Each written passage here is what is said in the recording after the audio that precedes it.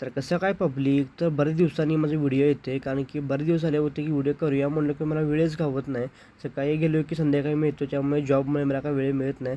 जसं मला वेळ मिळतो तसं मी ब्लॉग वगैरे शूटिंग करतो आणि माझ्या यूट्यूब चॅनलवर टाकते. आणि झालं असं की आपल्या सूरज भाऊला टॅटो काढायचा होता आणि आम्ही गेलो पी.व्ही.आर. मॉलमध्ये. पी.व्ही.आरला गर्दी खूप होतं टॅटो काढण्यासाठी. तर आजकालची पोरं एकमेकाशी येऊन सगळी टॅटो काढत होते. तर भावाला पण टॅटो काढायचा खूप इच्छा आहे आणि त्याबद्दल ते खूप हौशी आहे. तो टॅटो काढून घेतला आणि त्यानंतर आम्ही गेलो रंकाळ्याच्या इथे.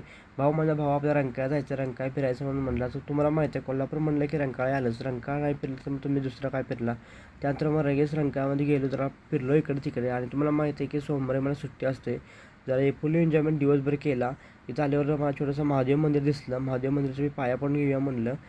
खूप सुंदर असं रमणीय असं वातावरण आहे. संध्याकाळी रंकाळ्याला कधी पण तुम्ही आवर्जून जावा. आणि इथं वातावरण खूप शुद्ध असतो आणि जरा चांगलं वाटतो. मग दर्शन घेतलं महादेवचं आणि जरा पुढे गेलो. इथं जरा रंकाळ्याचं सुशोभीकरण सुरू आहे. काहीतरी शॉवरचं काहीतरी पाणी इथं बसवणार आहे. त्यानंतर मी जरा चायनीज वगैरे खाऊन घेतलं आणि आजच्या व्लॉग एवढंच होता. नक्की व्हिडिओ आवडल्यास नक्की आपल्या चॅनलला सबस्क्राईब करा, लाईक, शेअर करायला विसरू नका.